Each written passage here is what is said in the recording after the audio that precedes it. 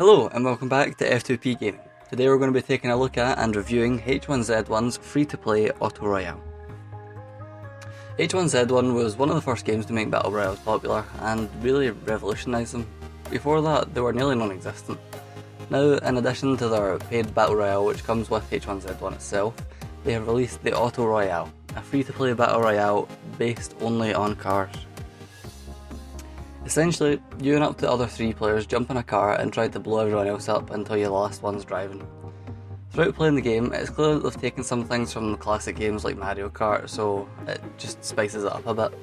So throughout the game you can collect items that make your car stronger, give your passengers better weapons, or even other abilities such as being able to drop mines, oil, or even fire.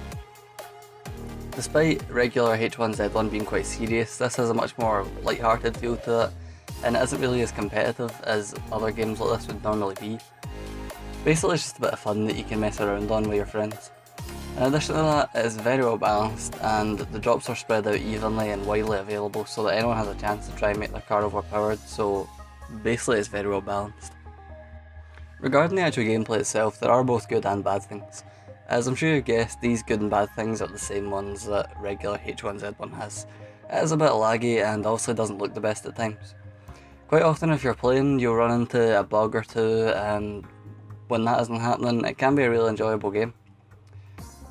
The shooting's obviously the same as H1Z1, and that's very similar to DayZ and PUBG, and it just means if you haven't played those games it might be quite hard to get used to and to judge at the start, mainly just because it isn't as responsive as most games you're probably used to.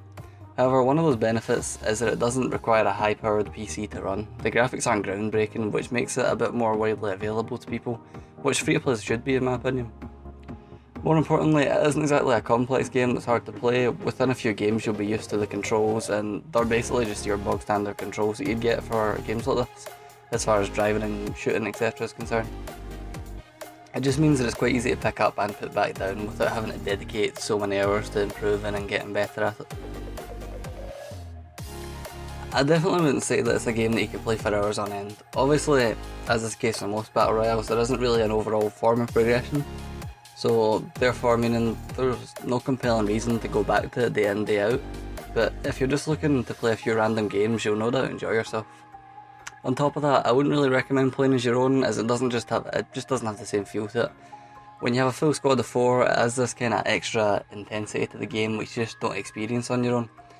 And it also means you have a better chance of survival as you can coordinate your attacks and take down people as like a big unit rather than just 3 other randoms in a car shooting with you.